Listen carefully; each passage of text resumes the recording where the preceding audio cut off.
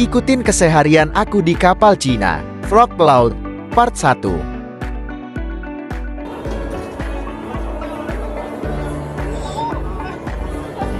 Langit pagi udah muncul, tandanya shift aku buat jurumu di kapal. Perjalanan kali ini ke Jepang. Sendirian aja. Iya, karena kru jurumudi yang lain tidur dan sekarang giliran aku ganti.